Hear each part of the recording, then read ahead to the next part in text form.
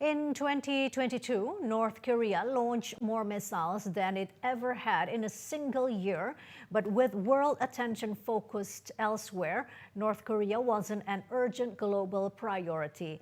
At least for now, Pyongyang may be happy with the dynamics, as VOA's Bill Gallo reports from Seoul, South Korea.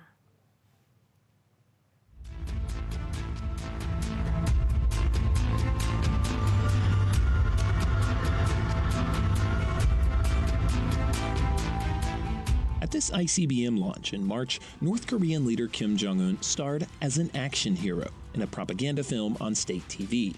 It was one of the most memorable images in a year filled with North Korean launches. North Korea fired so many missiles that state media didn't even bother to mention most of the incidents. The missile barrage also went largely unnoticed globally. Google data shows searches for North Korea remained flat in 2022. That contrasts with years past. In 2013, a single North Korean launch generated nearly 500,000 clicks on NK News, a North Korea-focused website, says founder Chad O'Carroll. This year, those days where we've had 23 missile tests, I would hazard a guess that we're looking at low thousands of hits. It's become so normalized that North Korea conducts major missile tests now that it doesn't attract the attention it once did. Diplomatic focus on North Korea has also lagged. While the United States and its allies condemn the launches, talks with North Korea appear to be a relatively low priority.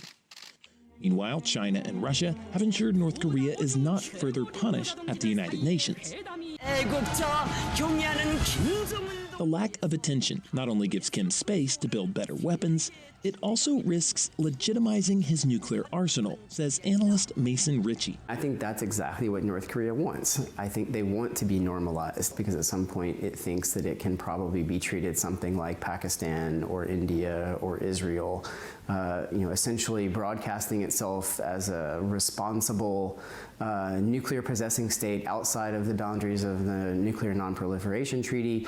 Kim may eventually decide to resume talks with the United States, but he has ruled out denuclearization.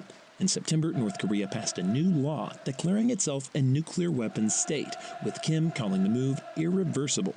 Their objective is going to be, if they enter into negotiations, at most to see a cap on what they can do, whether that be a qualitative cap or a quantitative cap or both, in exchange for presumably what would be a very high price in terms of removing sanctions. And that's part of the reason why you're not seeing Washington put very much emphasis on diplomacy. The United States and its allies instead say denuclearization must remain the goal of any diplomacy with North Korea, which helps explain why most analysts think North Korea will continue testing bigger and better weapons in 2023. Bill Gallo, VOA News, Seoul, South Korea.